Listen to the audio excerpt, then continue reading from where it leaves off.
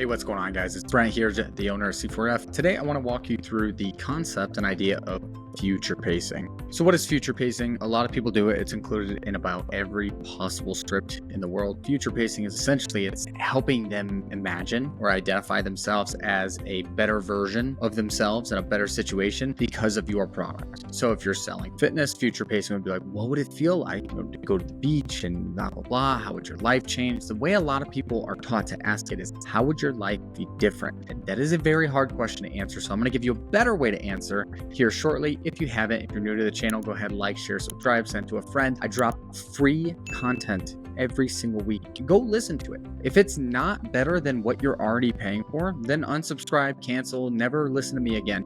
But I promise it's better than what you're already paying for, and you can make a lot of money just by going through my channel. So again, it would mean the world to me. Like, share, subscribe. All right, let's keep going. Okay, so the way a lot of people are taught to ask, or I guess future pace people, right? Bring them to the dream state is they'll say, John, how would your life be different if you could lose that 20 pounds? And sometimes that will land. Sometimes. More often than not, it won't. Okay, because explaining how your life will be different is very hard. And I know this because I've been asked it on calls, and I think it's cheesy. And I've also asked it on calls myself for about the first several months that I was selling, and I could never get it to land because people would say, my life's not going to be like super different. I'm like, no, but sure, you're going to be 20 pounds lighter. You're going to be more confident. It's like, yeah, but I still wake up 6 a.m. I still put on the same clothes. I still go to the same job. I still have the same wife, the same kids. I still have the same life. I'll just be more comfortable. And it would always turn into like this back and forth event where it's like, you sure it will be way better? And they're like, yeah, it'll be better, but like not like probably it's not going to change anything losing 10 or 20 pounds, right? And so having convinced them and almost persuade them that their life's going to be leaps and bounds better was annoying. And so therefore I don't ask it like that anymore. So the way that I future pace on sales calls, especially for fitness, I'm going to walk you through exactly how I do it. And I do it in a very natural way that allows people to go through this process without knowing exactly what you're doing. Because a lot of times if people say, hey, how's your life going to be different? You know what I mean? He's doing this. Because so many people do it in sales, like now it just becomes this very uncomfortable thing that you really don't care to go through. So the way that I do it is I like to get their hobbies leading up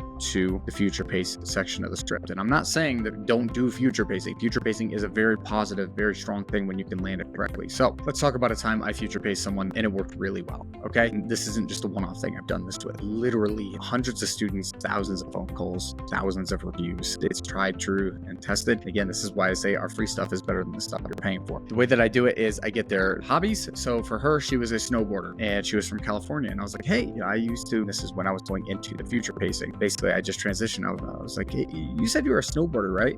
She's like, yeah. Okay. Where do you like to snowboard? You said you're in SoCal. Do you go to Big Bear? Do you go all the way up to Tahoe or maybe over to Arizona? She's like, oh, we go up to Big Bear, or we used to. And I was like, we used to? She's like, yeah, it's just like these past few years, I've just been busy. And I went a couple years ago and I was so out of shape and exhausted that it just wasn't even fun for me. It just kind of upset me, to be honest. And I was like, whoa. Okay. And when you go on these trips, are you usually with friends? You ride in solo with your boyfriend? She's like, oh no, we used to always have these big groups of friends. We would go, we would spend the weekend. It was a blast. I was like, and you haven't done that recently? And she's like, no, I really, really want to though. Like I genuinely do. So my future pacing for her was like, what would that feel like though? And notice my tone, my face, I'm brightening up. What would that feel like though? To actually be able to go back, hang out with the friends, get a weekend with the girls, hit the slopes, and actually feel good, right? Not feel like you're gasping for air and out of breath. Like genuinely feel like you're setting the pace. Like, what would that feel like for you? She's like, oh my God, it would feel amazing. Like, that's what I want. That's why I want to get back in shape so I can do these things. And I was like, well, is that to suggest that there's other things that maybe you're not doing like you used to? Turns out there was. And so we dove into that and future pacing her. I'm like, oh my God. So like this is going to impact this and this? How so? And so she just kept explaining all the things that she wants to get back into and how losing that weight is going to have such a positive impact on her hobbies and the things she loves to do and her relationships and her friendships because she's just an overall happier person. And so that's just one little tiny example of future pacing, but I want to show you guys how I actually set that up to where it's not awkward, it's not weird, I'm not asking super cheesy questions, I'm just having a genuine conversation with somebody about the things that they love and about how much better they're going to feel doing that. So again, nice and short,